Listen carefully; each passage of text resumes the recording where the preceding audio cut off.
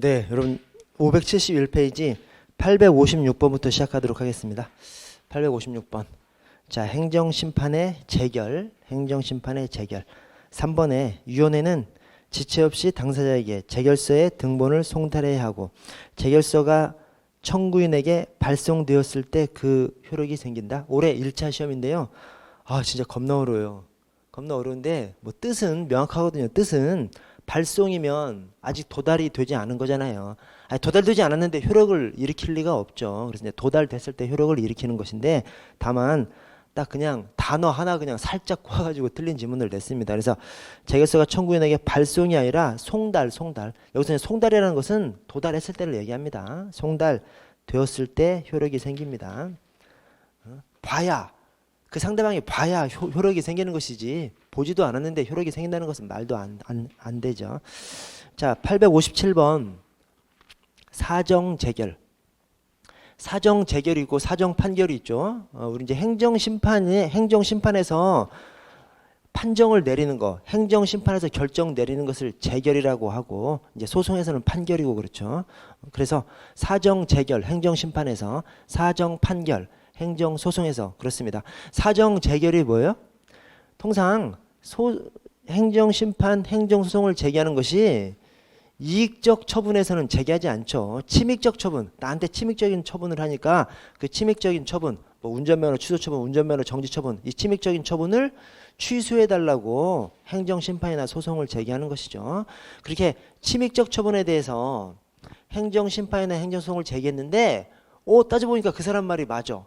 그런데 그 사람 말대로 그 침익적 처분을 취소해 주려고 하니까 공공복리에 너무 나쁜 영향을 미쳐. 그때 그 사람 말이 맞아. 즉 처분에 유법성 또는 유법 부당이 있음에도 불구하고 처분을 취소시키지 않고 그 처분을 존속시켜 주는 것이 이 사정재결입니다. 청구인의 말이 맞아. 즉 처분에 유법 부당이 있어. 그럼에도 불구하고 취소시키면 공공복리에 중대한 영향이 있을 때, 심각한 영향이 있을 때 그때 취소하지 않고 그 처분의 효력을 존속시키는 것이 이 사정재결입니다. 자, 그래서 1번 사정재결은 인용재결이 아니죠. 인용재결은 그냥 취소시키는 것이고 어떤 공공복리라는 사정에 의해서 취소시키지 않고 그 침익적 처분을 그냥 유지시키는 것이 이 사정재결이기 때문에 기각재결의 인용입니다. 기각재결. 이 지금 청구인은 불이익한 처분을 취소시켜달라고 한 거지 않습니까? 근데 취소시켜주지 않는 것이기 때문에 기각재결입니다. 기각재결의 일종이고. 자, 2번 무효동 확인심판에서는 사정재결을 할 수 없다. 맞습니다. 왜?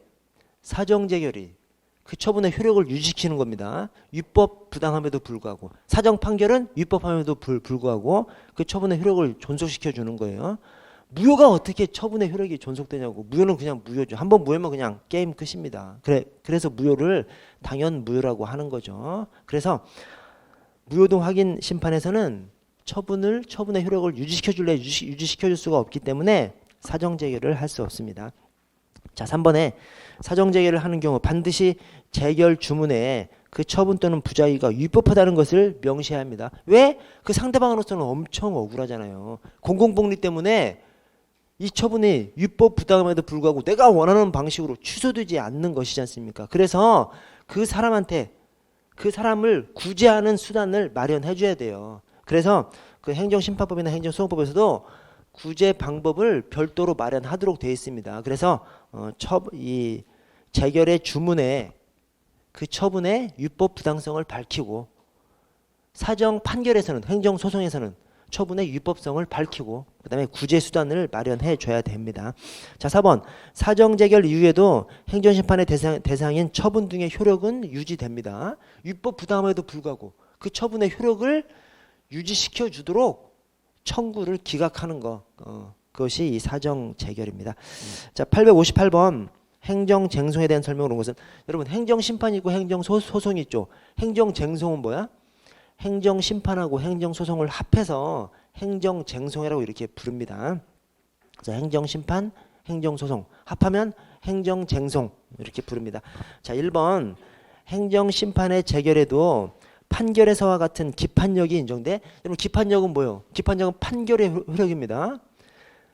행정심판의 재결은 판결이 아니에요. 법원에서 하는 판결에서만 일어나는 효력을 이 기판력이라고 합니다. 그래서 기판력이 뭐야? 한번 재판이 확정되면, 판결이 확정되면 당사자 등이나 법원은 다시는 거기에 대해서 반대되는 얘기를 할 수 없는 것이 이 기판력입니다. 근데 행정심판의 재결에서는 기판력이 없어요. 왜냐? 판결이 아니잖아. 법원이 하는 것이 아니잖아요. 그래서 행정심판이 있고 나면 우리가 또 행정소송 또 제기하지 않습니까? 행정소송 제기해서 또 내 말, 당사자들이 또 내 말이 옳다고 막 주장하거든요.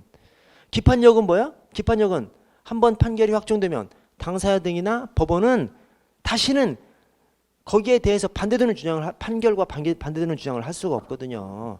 그래서 행정심판의 재결에는 그 기판력이 인정되지 않기 때문에 행정소송 또 제기해가지고 또 반대되는 얘기하고 막 할 수 있는 것이 그렇습니다. 그래서 행정심판의 재결에는 이 기판력이 인정되지 않습니다. 기판력은 판결에만. 자, 그래서 재결이 확정되면 처분의 기초가 된 사실관계나 법률적 판단이 확정되는 것이므로 당사자는 이와 모순되는 주장을 할 수 없겠나? 틀렸어요. 확정되는 것이 아니고 행정소송 또 제기할 수 있는 것이고 행정소송 단계에서 또 막 내 주장 또 할 수 있는 거예요. 그래서 재결은 최종적으로 확정된 것이 아닙니다. 그러니까 기판력이 아닌 것이죠. 자, 859번 행정소송법상 항고소송에 해당하지 않는 것은, 여러분 행정소송하고 항고소송은 다르죠. 행정소송 안에 항고소송 등등등이 있죠. 그래서 그 아래 해설을 좀 보시면요. 행정소송의 종류 안에 항고소송, 당사자소송, 민중소송, 기관소송 이렇게 있습니다. 그 중에서 항고소송 안에 우리가 이제 흔히 말하는 취소소송, 무효등 확인소송, 부작위 위법 확인소송 이렇게 있죠. 그런데 우리 흔히 이 항고소송이 들어가야 할 자리에 행정소송이라는 용어를 그냥 많이 써버립니다. 항고소송이 들어가야 할 자리에 행정소송이라는 용어를 넣어놓고 그냥 맞는 지문으로 이렇게 봐요. 왜 그러냐면 행정소송의 거의 대표가 이 항고소송이기 때문에 그렇습니다. 그래서 우리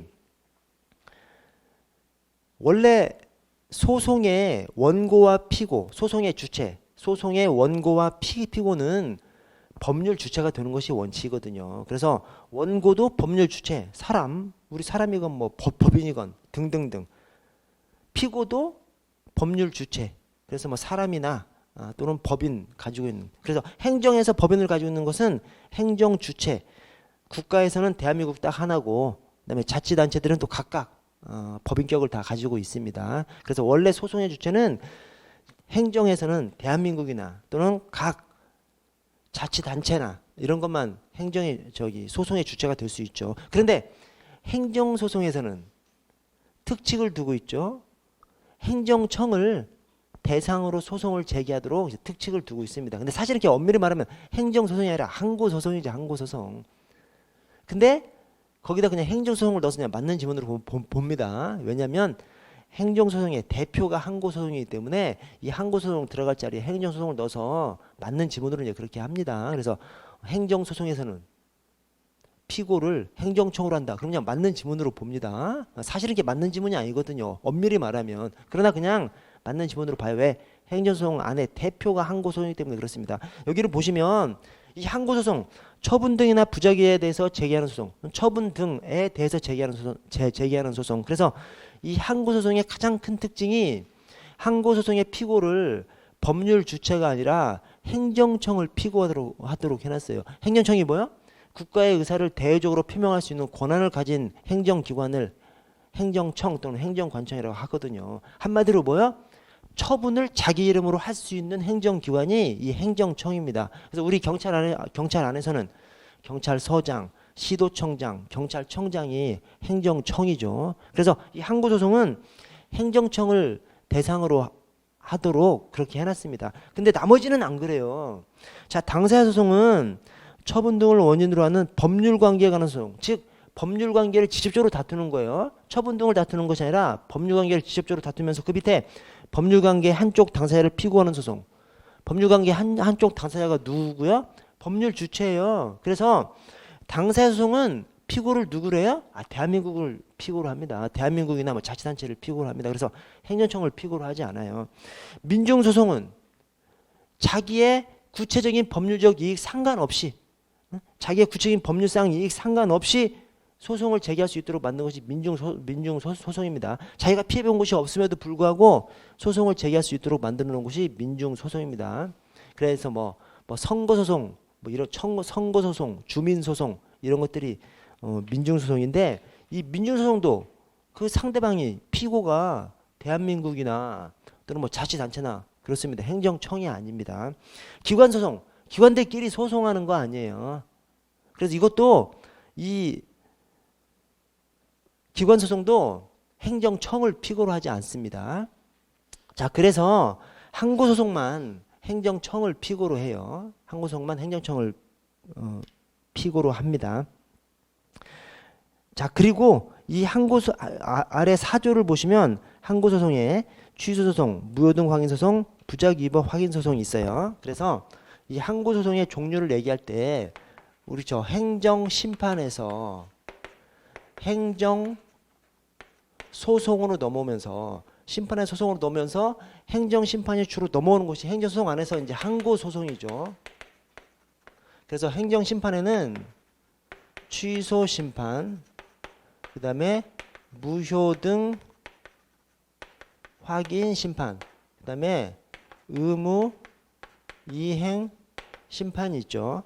이게 행정소송, 항고소송으로 오면 취소소송, 그 다음에 무효등 확인소송. 자, 의무행소송은 의무행심판은 행정소송에 있어요? 의무행소송 없죠? 없습니다. 그래서 의무이행심판은 부작위법 확인소송으로 가요. 근데 무조건 부작위법 확인소송이 아니라 의무이행심판의 대상이 되는 것이 부작위도 있지만 거부처분도 있거든요. 거부처분, 아무것도 한 것이 없으니 그냥 거부한다는 의사표시만 하고 아무것도 한 것이 없으니까 어떤 처분을 해달라라고 의무이행심판을 할 수가 있습니다. 그래서 의무이행심판의 대상이 거부처분과 부작위이기 때문에 이렇게 행정소송으로 가면 거부처분에 대해서는 처분이 있으니까 거부처분 취소소송으로 갑니다. 거부처분 취소소송으로 가고, 대신 부작위에 대해서는 부작위 위법 확인 소송으로 갑니다. 왜냐하면 의무이행 소송은 없기 때문에. 그래서 좀 조심하셔야 됩니다. 자, 그래서 여기 항고소송에 해당하지 않는 것은 취소소송, 무효등 확인소송, 부작위법 확인소송 세 가지고 1번 민중소송은 아니에요. 민중소송, 행정소송 안에는 들어가지만 행정소송의 대표인 이 항고소송에는 들어가지 않습니다. 자, 다음 페이지 넘어가서 860번. 자, 이것도 올해 순경 2차에 출제된 건데요. 어려워요. 이 행정법 문제로 나왔으면 딱 좋았는데 경찰학 문제로 나오면 상당히 어려운 거야. 어려운 것이지만 사실은 힌트가 있습니다. 뭐냐면, 자, 명예퇴직한 법관이 미지급 명예퇴직 수당에게 대하여 가지는 권리는, 그 아래줄 끝에 공법상 법률관계에 관한 권리로서. 그래서 딱 보면 어떤 처분 자체를 따르는 것이 아니라 권리관계를 따지는 거잖아요. 그래서 이게 이 항고소송, 처분 등을 직접적으로 다투는 항고소송이 아니라 4번의 당사자 소송입니다. 나머지는 다 취소소송, 부작위법 확인소송, 처분 등을 대상으로 하는 거잖아요. 그리고 3번의 기관소송은 당연히 이것은 아닌 거고, 3번의 기관소송은 당연히 기관소송은 기관끼리 하는 것이기 때문에 당연히 아닌 것이고요. 자, 그리고 거기 박스에 맨 끝을 보시면 그 법률관계 당사자인 국가를 상대로 제기된다. 그러니까 당사자 소송밖에 없죠. 왜냐? 취소소송이나 부작위법 확인소송, 또 무효등 확인소송 이런 것들은 행정청을 대상으로 하지 않습니까? 그래서 여기 국가를 대상으로 상대로 해야 한다. 여기서도 그냥 취소소송, 부작위법 확인소송 당연히 그냥 아닌 것이고, 딱 보면 기관소송은 또 당연히 아닌 것이고, 그래서 당사자 소송밖에 없습니다. 자, 861번. 행정소송법상 항고소송에 관한 설명으로 옳은 것은 1번 취소 소송은 처분 등의 취소를 구할 정당한 이익이 아니라 이게 법률상 이익이 있는 자로 행정소송법에 딱 그냥 명시가 돼 있어요. 이 법률상 이익이 있는 자가 행정심판도 똑같습니다. 행정심판하고 행정소송, 그러니까 행정심판의 청구인 적격, 행정소송의 원고 적격, 이 두 가지가 다 똑같이 법률상 이익이 있는 자가 제기할 수 있도록 해놨어요. 그래서 법률상 이익이 있는 자 좀 숙지하고 계셔야 됩니다. 그래서 우리 저 행정법에서 행정소송을 제기하려면 원고 적격이라는 것이 있어야 되죠. 그 원고 적격이 뭐야? 이꼴 법률상 이익이랑 거의 비슷해요. 왜냐? 법률상 이익이 있는 자가 행정소송, 항고소송을 제기할 수 있기 때문에 그래서 원고 적격 이꼴 법률상 이익 거의 비슷한 표현입니다. 자, 2번 취소소송은 다른 법률에 특별한 규정이 없는 한 국가, 공공단체, 그 밖에 권리주체를 피고로 한다? 행정청을 피고로 하죠. 행정청. 이게 이 취소소송 등 항고소송의 가장 중요한 특질입니다. 왜 항고소송의 피고를 행정청으로 하도록 해놨어? 그게 국민을 위해서 그렇게 한 겁니다. 왜? 권리주체인 대한민국을 상대로 하려면 너무 추상적이잖아요. 너무 추상적이고 지금 누구를 상대로 싸우는지 모르잖아요. 그래서 처분을 한 그 당사자 행정청을 피고로 하면 딱 누구랑 싸운다는 것이 딱 명확해지고 누구를 싸워야 되고 누구를 설득해야 한다는 것이 명확해지기 때문에 국민을 위해서 국민한테 최초 불이익 처분을 한 그 불이익 처분장에 있는 명의자 행정청을 피고로 해서 소송을 제기할 수 있도록 해놓은 것이 이 항고소송의 가장 큰 특징입니다. 가장 큰 특징. 자, 3번에 행정소송법상 항고소송의 종류로는 취소소송, 무효 등 확인소송, 부작위 위법 확인소송이죠. 의무이행소송은 없습니다. 의무이행소송은 행정심판에서만 의무이행심판이 있고 소송에서는 의무이행소송은 없어요. 부작위 위법 확인소송이 있습니다. 그래서 행정심판에서 의무이행심판이 행정소송으로 가면 무조건 그냥 부작위 위법 확인소송으로 가는 것이 아니라 거부처분에 대한 의무이행심판은 행정소송으로 가면 거부처분 취소소송으로 가고 부작위에 대한 의무이행심판은 행정소송으로 갈 때 부작위 위법 확인소송으로 가고 그렇습니다. 그거 구분할 줄 아셔야 되고요. 자, 862번 행정소송법상 취소소송 1번 대한민국에서 출생해서 오랜 기간 대한민국 국적을 보유하면서 거주한 해외 동포는 사증 발급 거부 처분의 취소를 구할 법률상 이익이 있다. 맞습니까? 틀립니까? 맞습니다. 재외 동포 우리나라랑 상당한 관련성이 있는 사람이지 않습니까? 지금 이 사람은 대한민국 국적을 보유하면서 거주하는 재외 동포네. 자, 대한민국 국적이 없이 외국에서, 그러니까 대한민국 사람이었다가 외국 가서 외국 국적을 취득해서 외국에 거주하는 사람도 있죠. 그 사람도 원고 적격이 있습니다. 이제 뭔 말이냐면 여러분 입국 금지라는 것이 있죠. 입국 금지. 입국 금지가 비행기를 타고 딱 들어왔어. 근데 딱 우리가 이제 딱 검토를 해보니까 이상한 놈이 아니야. 바로 그냥 보내버립니다. 입국금지. 그래서 이 입국금지의 법적 성질이 뭐야? 직접 강제라고 봅니다. 직접 강제. 자, 근데 입국금지에 대해서 다툴 수 있는 수단이 있어요? 없습니다. 우리 누구야? 그 가수 유승준 있잖아요. 스티브 유, 유승준. 그 사람 왔다 그냥 돌아갔죠. 그러니까 사증은 미리 있었어.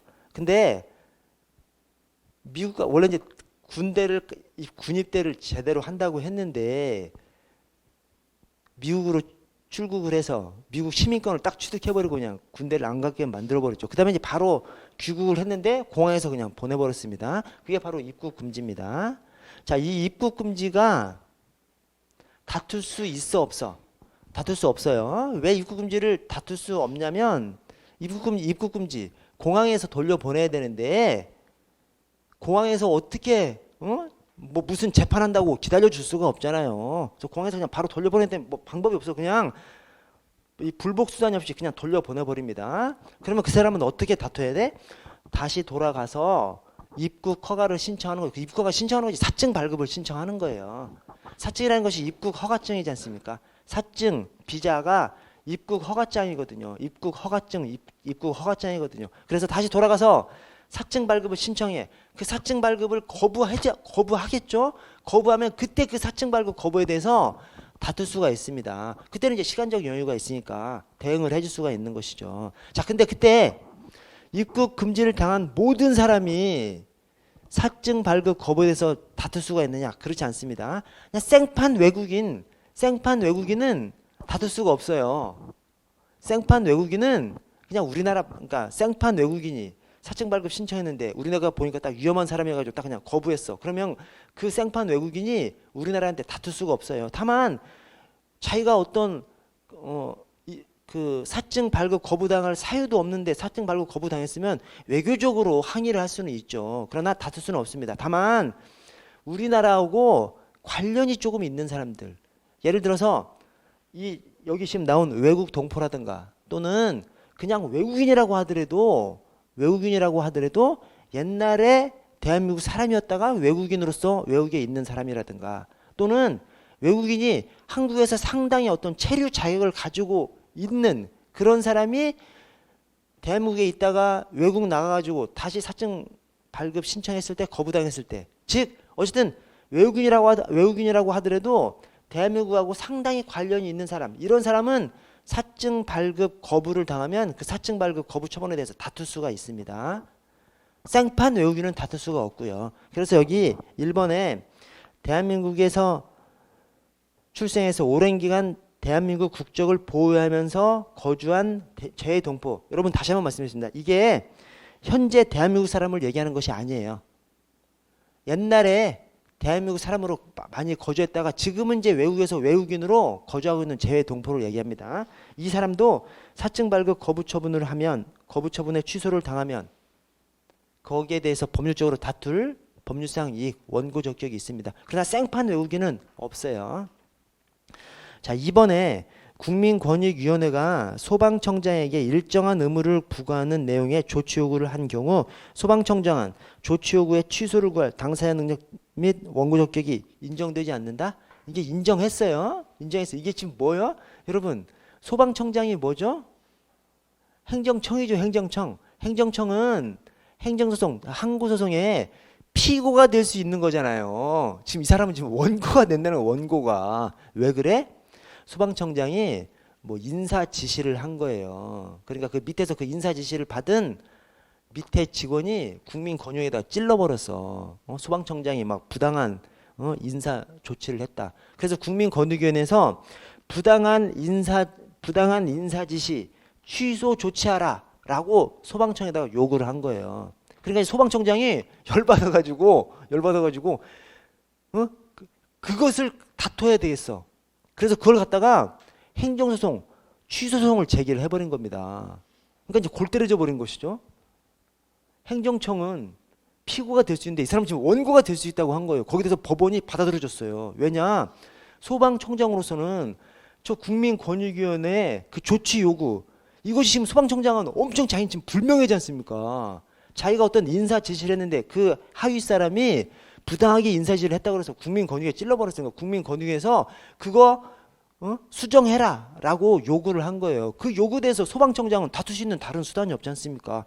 다툴 수 있는 아무런 수단이 없을 때 소방청, 행정청도 원고가 될 수 있다는 거예요. 아주 엄청나게 특별한 판례죠.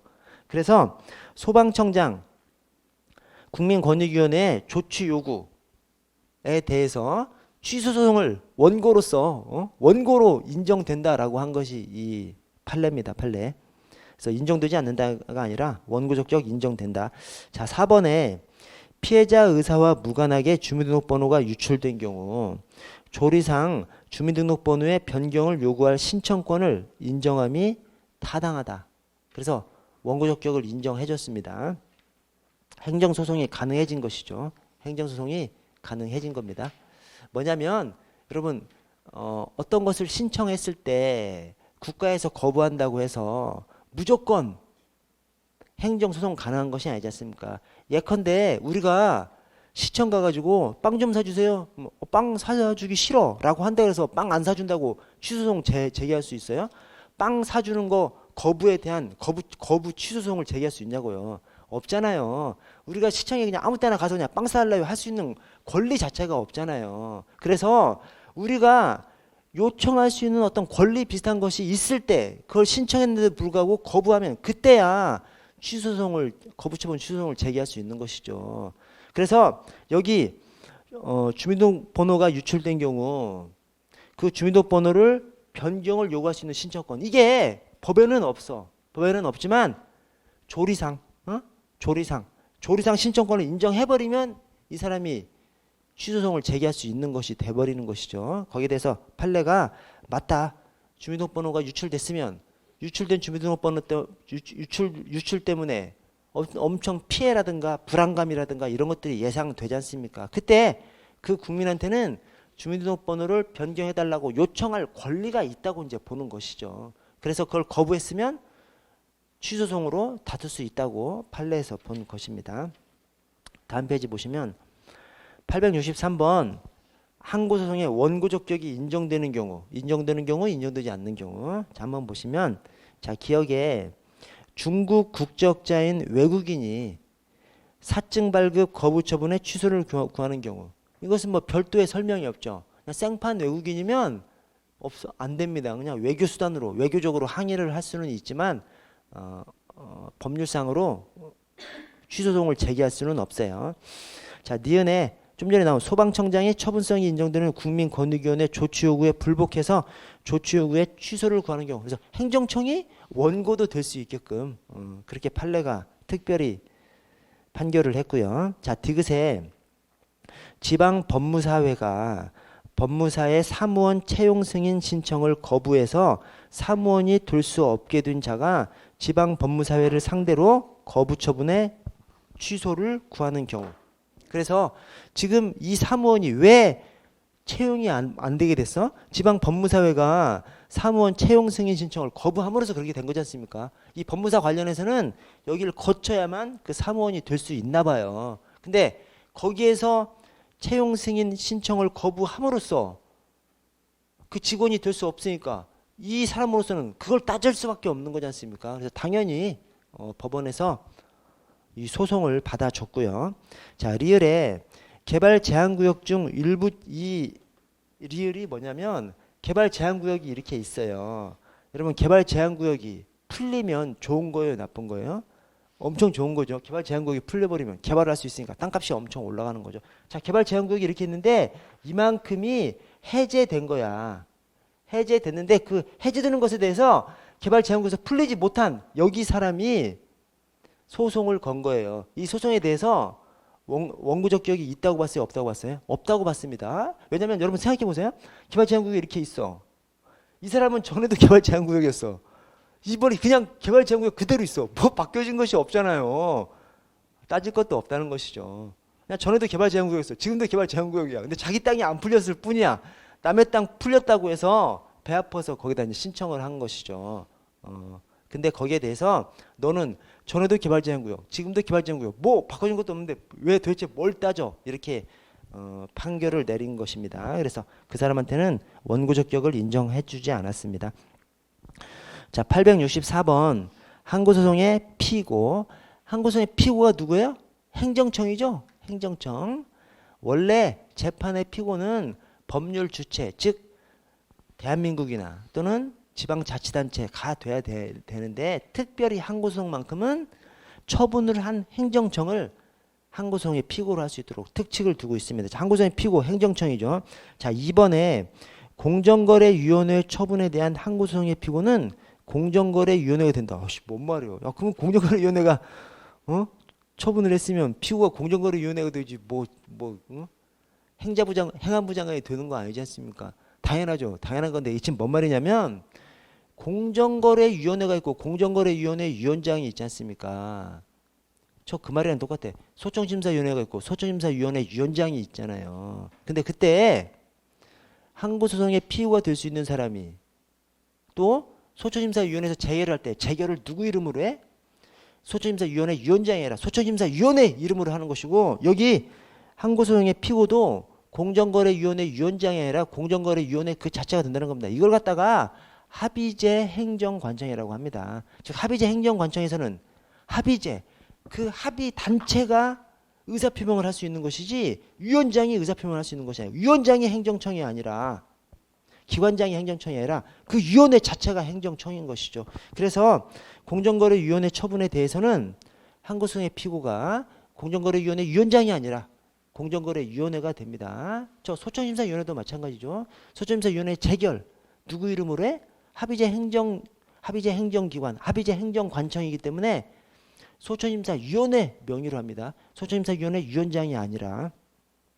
자, 3번에 조례에 대한 무효 확인 소송의 경우 해당 지방의회 의장이 피고된다. 여러분 조례를 대상으로 무효 확인 소송 또는 취소 소송 어떻게 할 수가 있죠? 취소 소송은 아니고 무효 등 확인 소송.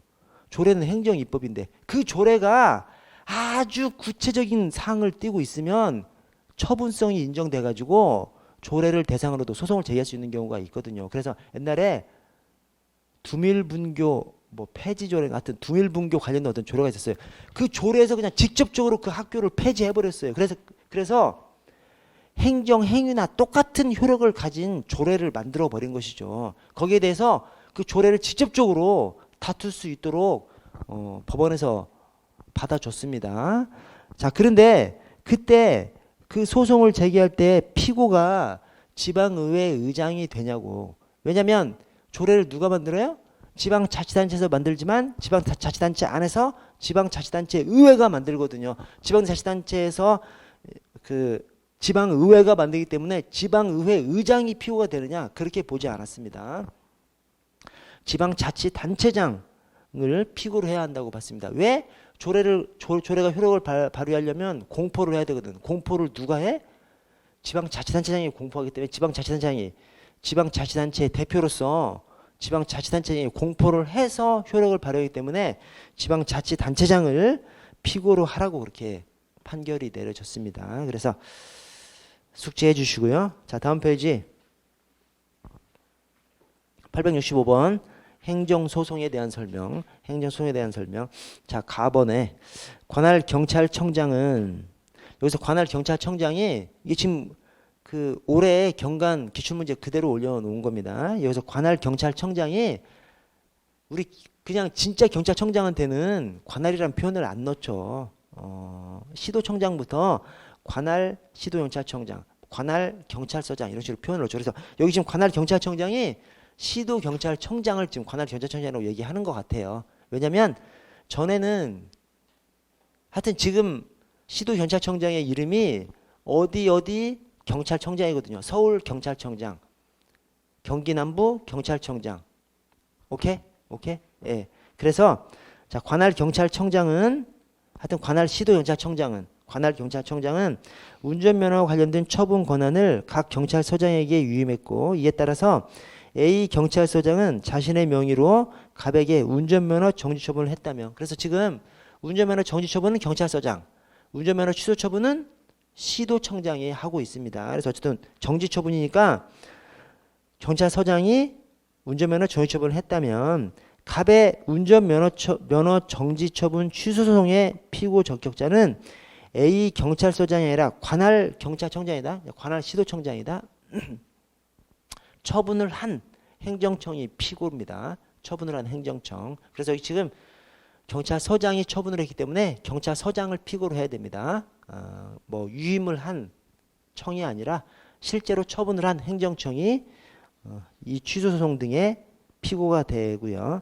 자, 나의 둘째 줄 도로교통법에 의거해서 운전면허 취소 처분을 했을 경우 을은 행정심판을 거치지 않고 바로 행정소송을 제기할 수 있다. 우리 행정심판하고 행정소송의 관계가 통상 이렇죠. 통상 원칙적으로 행정심판법에서 행정소송법에서 행정소송은 행정심판을 거치지 않고도 제기할 수 있는 것이 원칙이죠. 다만 개별 법률에서 이러이러한 분야에 대해서는 반드시 행정심판을 거쳐서 행정소송을 제기하라 라고 하면 거쳐야 되는 것이죠. 거기에 대표적인 경우가 소청심사고요. 소청심사 반드시 소청을 거쳐야만 행정소송을 제기할 수 있습니다. 근데 도교법도 마찬가지예요. 도교법상 처분을 받아. 근데 행정소송을 제기하려면 행정심판 거쳐서만 갈 수 있도록 규정을 두고 있습니다. 그래서 여기 행정심판 거치지 않고 바로 행정소송을 제기할 수 있다. 틀렸습니다. 행정심판 거쳐서만 갈 수 있도록 도로교통법에서 좀 특칙을 두고 있고요. 자, 다에 도로 외의 곳에서의 음주운전, 음주 측정 거부. 도로 외의 곳에서의 음주운전이죠. 음주운전에 대해서는 형사처벌도 가능하고 운전면허 취소 처분도 부과할 수 있다. 맞습니까? 원래 도교법에서의 운전은 도로에서의 운전만 운전으로 보죠. 그래서 무면허 운전, 도로에서 무면허 했어야 무면허 운전으로 처벌할 수 있는 것이지 도로가 아닌 곳에서 무면허 운전하면 처벌하지 못합니다. 그래서 도로가 아닌 곳, 예컨대 주차장 같은 곳에서 주차 연습하면 단속 못해요. 왜? 운전 자체가 아닌 것이죠. 운전이 아니니까 무면허 운전도 아닌 거예요. 자, 그러나 엄청 위험한 행위들에 대해서는 도로가 아닌 곳도 운전이 되도록 특칙을 두고 있죠. 그것이 음주운전, 뺑소니, 최고 나쁜 거 그 두 가지는 도로가 아닌 곳에서의 운전도 운전으로 보고 처벌할 수 있도록 해놨습니다. 다만 형사처벌 조항 그 금지 규정하고 형사처벌 규정에서만 도로 아닌 곳도 포함한다고 해놓고 행정처분 조항에서는 그걸 안 넣어놨어요. 그래서 음주하고 뺑소니 도로 아닌 곳에서 하면 형사처벌 할 수 있습니다. 그러나 행정처분, 이 면허정지나 면허 취소는 못하게끔 돼 있어요. 그래서 우리 저 가끔 음주운전하다가 이제 적발되면 우리는 그냥 막 무조건 그냥 형사처벌하고 또 운전면허 취소 정지 막 들어가는데 자기가 도로가 아닌 곳에서 했으면 행정처분은 받으면 안 되는 거죠. 오케이? 예. 자, 그래서 여기 다에 형사처벌도 가능하다. 이것은 이제 맞는 표현인데 그 뒤에 운전면허 취소처분, 이게 행정처분이죠. 운전면허 취소처분, 정지처분, 이게 행정처분인데 그 행정처분은 해당 사항 없습니다. 행정처분은 역시 도로에서만 해야 행정처분을 할 수 있습니다. 그래서 뒤쪽이 틀렸고요. 자, 라는 맞는 표현인데 경찰청장을 피고로 해서 취소송을 제기하는 경우 대법원 소재지를 관할하는 행정법원이 1심 관할법원으로 될 수 있습니다. 그래서 중앙행정관청, 어떤 특정한 업무 분야의 중앙행정관청 또는 중앙행정기관이 하는 처분에 대해서는 그 취소송의 1심 법원을 대법원을 관할하는 행정법원, 대법원 소재지를 관할하는 행정법원이 1심으로 하도록 그렇게 규정하고 있습니다. 그래서 우리 경찰에서는 경찰청장. 자, 866번. 행정청이 행하는 구체적 사실에 관한 법 집행으로서 공권력의 행사 또는 그 거부와 그 밖에 예전하는 행정작용. 처분이죠. 처분에 해당하는 것은 모두 몇 개인가? 즉 취소소송 가능한 처분에 해당하는 것은, 자, 기억, 도로조명허가, 이 처분, 행정행위, 이 처분을 학문적으로 하면 행정행위죠. 처분. 소송법에서는 처분이라고 하고 우리 학문적으로는 행정행위라고 하고, 그래서 학문적으로 행정법학자들이 행정행위라는 개념을 만들어서 행정행위에 대해서는 행정소송의 대상으로 해야 되겠다 이렇게 얘기한 것을 소송법으로 들어올 때는 그 행정행위가 처분이라는 말로 표현으로 이제 들어왔죠. 자, 그래서 기억, 도로조명허가 뭐예요? 나라 재산 쓰는 거잖아요. 특허죠, 특허. 그래서 행정행위의 종류 가운데 하나지 않습니까? 형성적 행정행위죠. 법률행위적 행정행위 안에서 형성적 행정행위. 그래서 도로조명허가 특허, 그러니까 당연히 처분 개념에 들어오는 것이고요. 자, 니은에 주민등록번호 변경 신청 거부. 아까 받아들여졌다고 했죠. 주민등록번호 변경 신청 거부 처분으로서의 처분성을 받아줘서 소송의 대상으로 할 수 있도록 판례가 인정해 준 것입니다. 자, 디귿, 교통경찰관의 수신호. 여기서부터는 좀 약간 이해가 안 되는, 교통경찰관의 수신호가 뭐예요? 이걸 하명이라고 합니다. 하명. 이게 교통경찰관이 수신호를 하면 막 모든 사람이 그 수신호에 따르죠. 이제 이런 걸 갖다가 일반 처분이라고 하죠. 일반 처분. 원래 원래 처분이라고 하면 개별적 구체적인 것이죠. 원래 처분이라고 하면 개별적 구체적인 것이 처분입니다. 개별적 특정 사람한테, 구체적 특정 사실에 대해서 하는 것이 이 행정처분입니다. 이것의 반대가 일반적 추상적이죠. 일반적 개별적 구체적은 이건 처분이고, 일반적 추상적이 이게 이제 입법이죠. 입법. 자, 일반적은 누구한테나, 그 다음에 추상적 모든 사안에 있어서.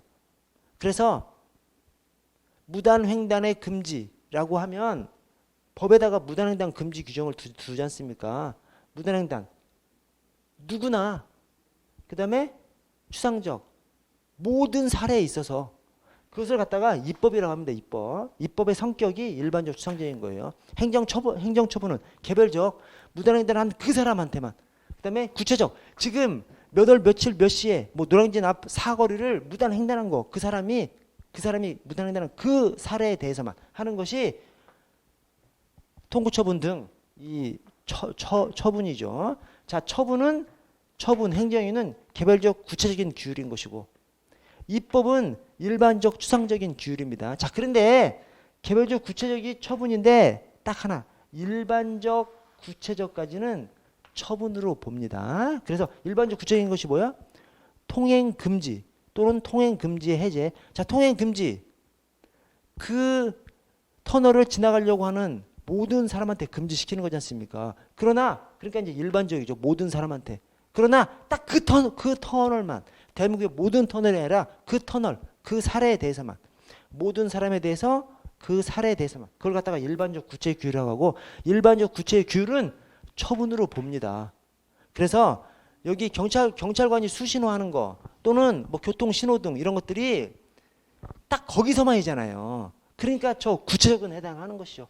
그리고 거기에 있는 사람한테는 특정 사람만이 아니라 모든 사람이죠. 모든 사람한테 그 구체적인 신호등, 그 구체적인 도로에서만 하는 규율이기 때문에 저것까지는 그 일반 처분, 뭐 일반 하명, 일반 허가죠. 일반 하명, 일반 허가로서의 그 일반 처분은 처분으로 봐서 이 처분성이 인정됩니다. 그래서 교통경찰관의 수신호, 거기에 있는 모든 사람한테 딱 그냥 뭐 그 도로 건너는 것에 대해서만, 그 사례에 대해서만, 그래서 저 일반적 구체적 규율인 그 일반 처분으로서 인정합니다. 그래서 교통경찰관의 수신호, 하명. 자, 일반 하명인 것이죠. 교통신호등에 의한 신호, 똑같은 논리죠. 경찰관의 수신호나 그 다음에 교통신호등에 의한 신호나 똑같은 논리로서 일반 하명입니다. 일반 하명. 자, 미음에 경찰청장의 횡단보도 설치 기본계획 수립, 이것은 처분이 될 수가 없겠죠. 그냥 계획일 뿐이잖아요. 그냥 미래 계획일 뿐이기 때문에 구체성이 전혀 없는 거죠. 이 구체성이 있어야 되거든요. 구체적. 개별적 구체적이 됐건 일반적 구체적이 됐건 이 구체성이 있어야 되는데 구체성이 없기 때문에 이것은 처분성을 인정할 수 없습니다. 그래서 미음만 빼고 나머지가 다 처분성이 인정되는 경우고요. 자, 867번 항고소송의 대상인 것. 이 항고소송의 대상인 것이 866번 그 문제랑 똑같은 거예요. 866번은 처분을 쫙 풀어서 쓰면서 처분에 해당하는 것은 이렇게 질문을 한 것이고, 867번은 항고소송의 대상인 것은 항고소의 대상이 처분 등이에요. 항고소송의 대상적격이 인정되려면 처분성이 인정되기 때문에, 그래서 똑같은 문제입니다. 똑같은 문제.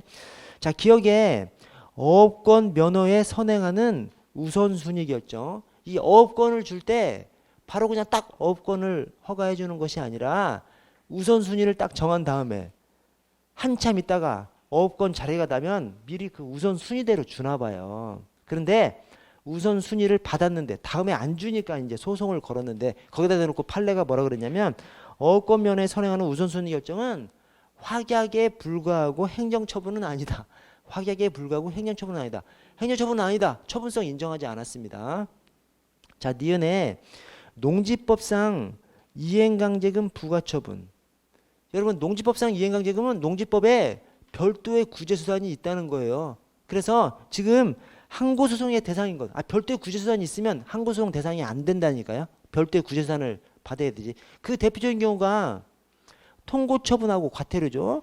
통고처분 그냥 안 내면 즉심 절차로 이행돼 버리기 때문에 안 내면 즉심 절차에서 판사 앞에서 판사한테 소명하면 되는 겁니다. 그래서 별도의 구제 수단이 있기 때문에 통고처분에 대해서 취소소송, 항고소송을 제기할 수 없죠. 자, 과태료 그냥 이의 제기하면 과태료 재판으로 넘어가기 때문에 항고소송의 대상이 되는 처분으로 보지 않습니다.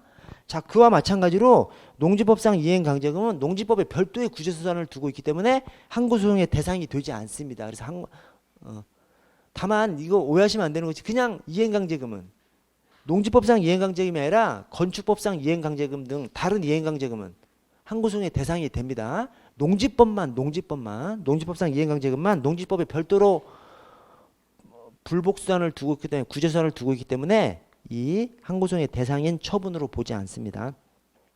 자, 디귿에 구청소년 보호법상 청소년 유해 매체물 결정 및 고시 처분. 청소년 유해 매체물로 결정 고시 돼버리면 판매도 못하고 막 그렇게 해버리는 거지 않습니까? 엄청난 제한이 들어오잖아요. 그래서 거기에 대해서 처분성 인정했고요. 자, 리을에 두밀분교를 폐지하는 경기도 조례. 원래 조례는 일반적 추상적 규율이지 않습니까? 여러분 여기 좀 봐주십시오. 원래 조례는 일반적 추상적 규율이잖아요. 근데 두밀분교를 폐지하는 조례는 개별적 구체적인 규율이죠. 딱 두밀분교만 폐지시켜버려. 처분이랑 똑같은 조례를 만들어 버린 거야. 그때는 이 행정입법인 조례도 항고소송의 대상으로 할 수 있는 것이죠. 그래서 이때 조례에 대해서 항고소송의 대상으로 판례가 받아들여졌습니다. 왜? 그냥 조례로서 학교가 그냥 딱 폐지돼 버리니까 처분이나 똑같은 것이죠. 처분이나 똑같은 효력을 가진 조례를 만들어 버리니까 그런 조례는 항고소송의 대상으로 받아줬습니다.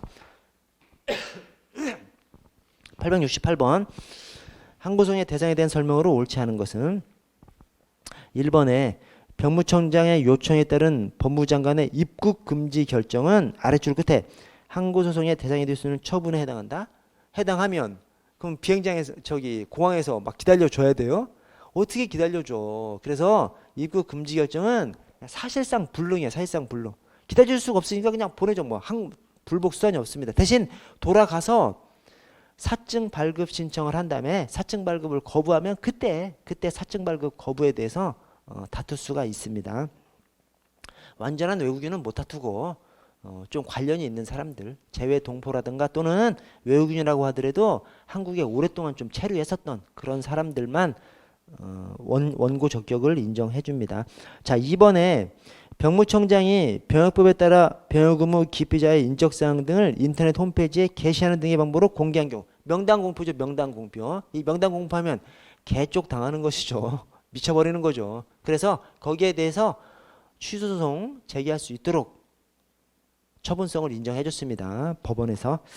자, 오른쪽 869번 행정소송법상 항고소송의 제소기간 1번에 취소소송은 처분 등이 있음을 안 날로부터 90일. 그래서 행정심판은 안 날로부터 90일, 있은 날로부터 180일. 행정소송은 항고소송은 안 날로부터 90일, 있은 날로부터 1년. 그래서 90일, 180일, 90일, 1년. 그렇습니다. 그래서 왜냐면 행정소송이기 때문에 90일, 1년이죠. 안 날로부터 90일, 있은 날로부터 1년 안에 제소해야 됩니다.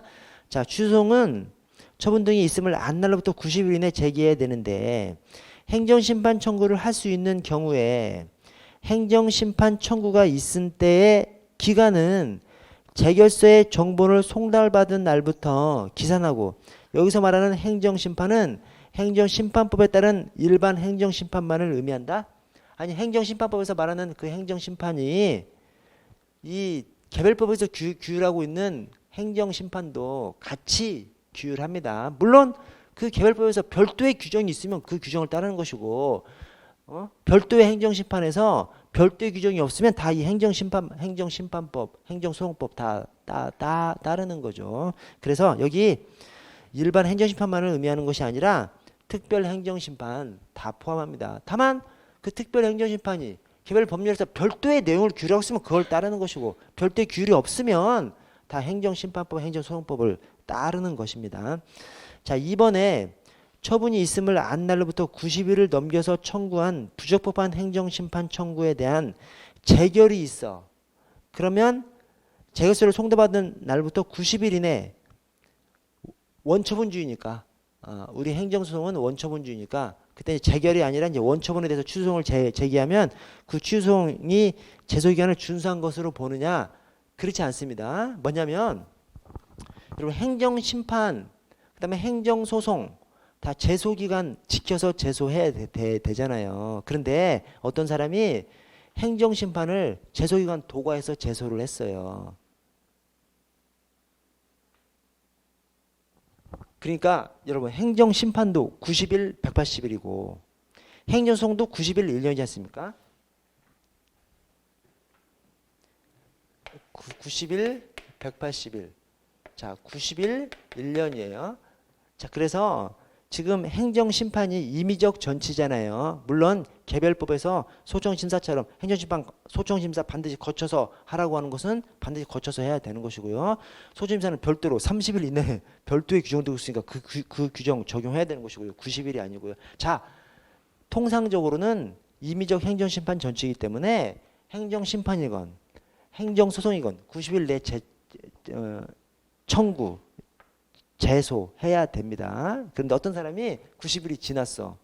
제소 못하는 거예요. 근데 이 사람이 딱 보니까 행정심판을 먼저 해서 행정심판을 만약에 받아줄 수가 있는, 왜냐하면 여러분 행정심판이라는 것은 행정이 스스로 반성하는 측면도 있는 것이죠. 사법적인 측면만 있는 것이 아니라 행정이 자기가 한 행정에 대해서 스스로 반성하는 측면도 있기 때문에 행정심판은 이 제소기간 청구기간을 지나면 안 돼요. 안 되는데 살짝 넘어가는 경우가 있어요. 그래서 어떤 사람이 원래 90일이 도과했으면 행정심판도 안 되고 행정소송도 안 되는 것이죠. 근데 행정심판 한번 제기해 봤어. 받아줘서 그냥 판결을 해준 거예요. 재결을 해준 거예요. 행정심판을 거치면 다시 거기서부터 이제 재결서를 송달받은 날로부터 90일 이내에 행정소송을 제기하면 되거든요. 이 기간이 지난 다음에 행정심판을 청구했더니 여기서 받아줘가지고 그냥 재결을 해버린 거야. 그래서 재결을 받은 다음부터 90일 이내 행정소송을 제기한 것이죠. 근데 이때 잘 생각해보시면 최초에 행정소송을 제기했으면 받아줘 안 받아줘? 안 받아주죠. 왜? 여기도 90일 이내, 여기도 90일 이내이기 때문에. 근데 편법으로 행정심판을 딱 제소해봤어. 행정심판은 행정기관인 행정심판위원회에서 하기 때문에 조금 더 흐물흐물하게 하는 것이죠. 이 이 청구기간 같은 것을 좀 덜 따지는 거죠. 그래서 어떻게 받아줘 버린 거야. 사실은 제소기간 도과했는데. 그래서 그 재결을 받은 다음부터 90일 이내 행정소송을 제기했어. 최초에 어차피 제소기한이 유배된 거잖아요. 유배된 것은 그냥 유배된 것으로 끝나버립니다. 그래서 행정심판을 거쳐서 행정심판에서 받아줬다 하더라도 최초 도과했던 그 기간은 그냥 도과한 것으로. 그래서 행정소송에서 안 받아줘 버립니다. 이걸. 그 말입니다. 그래서 다시 한번 읽어보시면 2번에 처분이 있음을 안 날부터 90일을 넘겨서 청구한 부적법한 행정심판 청구. 그러니까 사실은 행정심판을 받아주면 안 되는 것이죠. 그러나 행정심판은 행정심판위원회라는 그 행정기관이 하기 때문에 조금 정확하지 못하게 하는 것이죠. 어떻게 받아줬어? 그러면 그 이후에 행정소송 제기하는 것도 그냥 그런 제소 기간을 지켜야 하는 것을 어긴 것에 그런 하자가 그냥 치유돼 버리느냐? 치유되는 것으로 보지 않습니다. 그래서 그 뒤에 재결서를 송달받은 날부터 90일 이내 원래 처분에 대해서 취소송을 제기하면 취소송은 제소기간을 준수한 것으로 보는 것이 아니라 판례가 그냥 부적법 각하시켜 버렸습니다.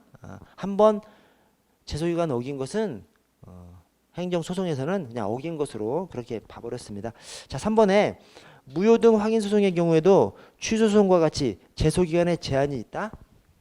무효는 당연 무효죠. 언제나 무효인 거예요. 그래서 뭐 제소기간 도과했다고 유효가 되는 것이 아니기 때문에 무효는 언제나 무효이기 때문에 제소기간 제한이 없고 또 행정심판을 반드시 거쳐서 제소해야 되는 특별한 행정심판 분야들 거기서도 행정심판 거치지 않고 바로 그냥 소송으로 가도 됩니다. 무효 등 확인소송은 제소기간 제한 없고 또 예외적으로 행정심판 전치가 의무적으로 돼 있는 그런 분야에서도 행정심판 거치지 않고 그냥 행정소송 가도 되는 것이 이 무효등 확인 소송입니다. 870번 행정소송법에 따른 집행정지에 대한 설명으로 옳지 않은 것은 이 집행정지가 뭐죠? 집행정지가 처분의 집행을 정지하는 것입니다. 그래서 처분은 통상 국민이 집행을 정지시켜 달라고 하는 것은 불이익한 처분에 대해서 하는 것이죠. 뭐 인허가를 받았는데 그 인허가에 대해서 인허가 받은 것에 대해서 취소소송 제기할 리도 없고 그 집행을 정지해 달라고 할 이유도 없는 것이죠. 침익적인 처분에 대해서 즉 운전면허 취소 처분을 받았어. 그러면 행정소송을 딱 제기했어. 그때 그 나라의 사법제도가 소송을 제기하면 그 불이익한 처분의 집행을 정지시켜주는 경우도 있고 불이익한 처분의 집행을 정지시켜주지 않는 경우도 있는 것이죠. 그래서 운전면허 취소 처분을 받았어. 근데 만약에 집행정지 제도를 운영하고 있다면 운전면허 취소 처분을 받았을 때 행정소송을 제기하면 운전면허 취소가 취소되지 않은 것으로 이제 일단 보는 거죠. 확정 판결이 날 때까지. 근데 우리나라는 집행정지 제도야, 집행부정지 제도야? 집행부정지 원칙이죠. 그래서 운전면허 취소 처분을 받았는데 행정소송을 제기한다고 하더라도 그 취소 처분의 집행을 정지하지 않아. 즉 그냥 운전면허 취소된 거야.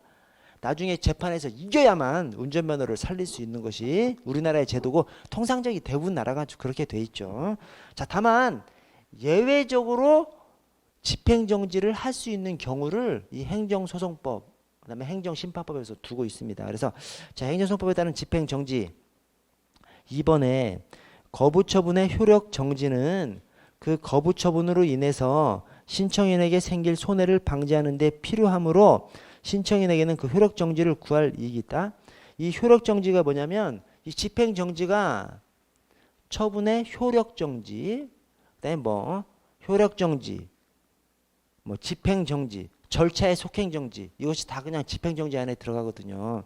그런데 지금 거부처분에 대해서 효력정지 즉 집행정지를 할 이익이 있다. 집행정지를 구할 이익이 있다. 즉 집행정지를 신청하는 대상에 거부처분이 해당하느냐? 해당하지 않습니다. 여러분 생각해 보시면 거부처분은 아무것도 없잖아요. 그냥 거부한 것뿐이지. 그래서 집행을 정지할 대상 자체가 없죠.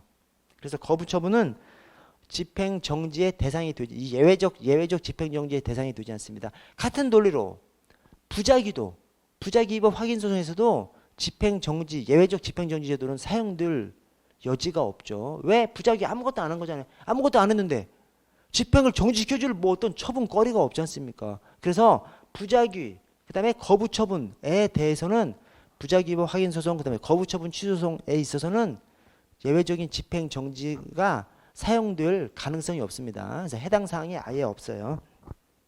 자, 871번 역시 집행정지. 자, 2번에 좀 상당히 좀 짜증나는 건데 2번에 집행정지 신청이 인용되려면 취소소송이 제기된 경우에 처분 등이나 그 집행 또는 절차의 속행으로 인해서 생길 중대한 손해를 예방하기 위한 경우에 된다. 이게 왜 틀렸냐면 이 집행정지의 사유가 행정심판법하고 행정소송법하고 좀 차이가 있어요. 그래서 지금 이 사유 절차의 속행으로 인해서 생길 중대한 손해를 예방하기 위한 경우는 행정심판법상 집행정지 사유고 행정소송법에서는 회복하기 어려운 손해 예방하기 위한 경우입니다. 그래서 행정소송법이 좀 더 강화되어 있죠. 집행정지를 할 수 있는 경우가 행정소송법에서는 회복하기 어려운 손해 예방하기 위한 경우 행정심판법에서는 그냥 중대한 손해를 예방하기 위한 경우 그래서 행정소송법이 좀 표현이 좀 더 강화되어 있습니다. 그러면서 그 표현 자체를 좀 물어본 문제예요. 좀 짜증나고 좀 어렵습니다만 여러분 저 좀 쉬었다가 15분에 시작할게요. 15분에.